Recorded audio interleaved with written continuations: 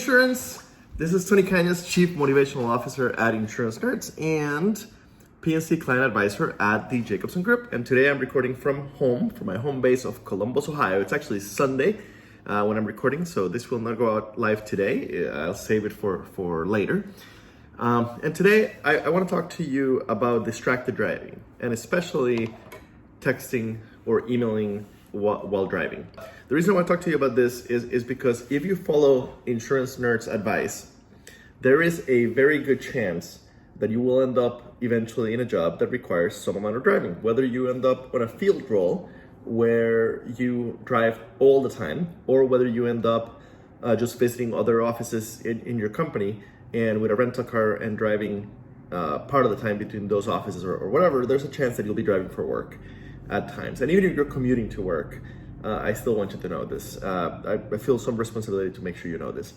So I want to tell you a personal story, and then we'll talk a little bit about the stats.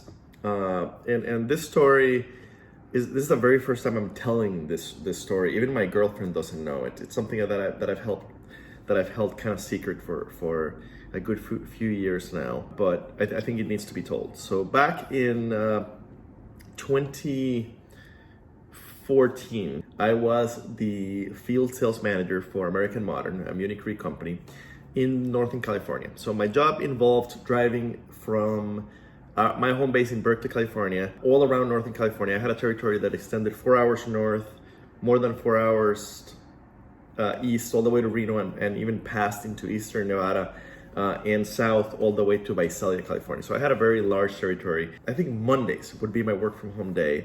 And then Tuesday, Wednesday, Thursday, Friday, I'd be out driving, visiting insurance agents that were that had access to write business with American Modern. So my job involved a lot of driving, and I was really good at, with the exception of the trips to Reno once a month, I was very good at making it home every night. So I drove a lot. I put about 70,000 miles on the company car in that 14 months or so that I did that job. So a lot of driving. So I would listen to podcasts, I would listen to audiobooks. I did my best to stay, not too bored while doing those drives. And I got into a bad habit of texting and even emailing it or checking email or answering email while driving. Luckily, I am not a speeder. So luckily, I was always kind of right at or just a little bit above the speeding limit, but never a crazy speed. So luckily. So anyway, this one day, I am driving to meetings in Fresno. And basically, to go to Fresno from Berkeley, you take you drive like 80 miles, 100 miles on the interstate, and then there comes a point where you had to where there's kind of a Y in the road, and you have to either take one direction or the other. And I've done this drive at this point at least once or twice a month for at least 10 months. So I've done this drive many times.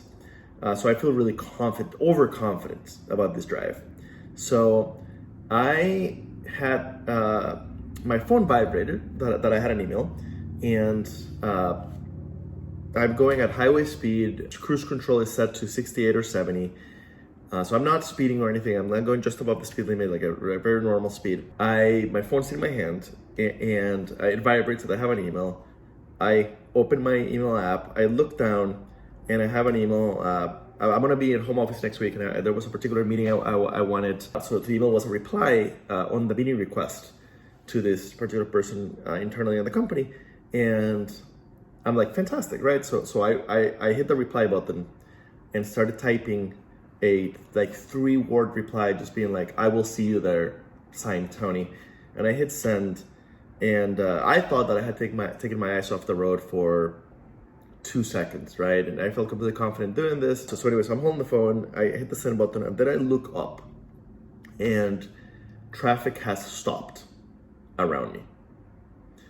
Basically, we are getting to the point where the road kind of splits into a Y, and you have to choose one side or the other. So it's not like I'm about to miss my exit.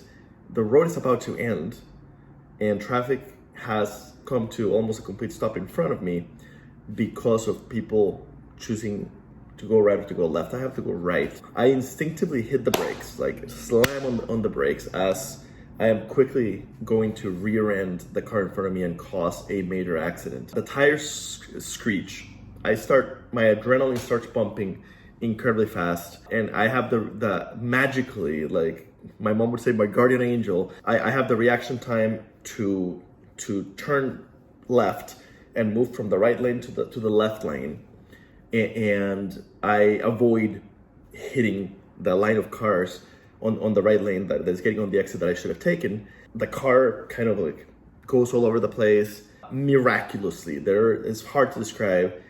Somehow I left half the tires on the road, but on the screech mark, but somehow I didn't hit anybody. I didn't hit the cars in front of me, which would have been a major collision with multiple cars involved, probably injuries. I didn't hit any car on the other two lanes as the car came back under control. So I took the exit to the left, went to the first gas station, pulled over, and basically hyperventilated, basically freaked out.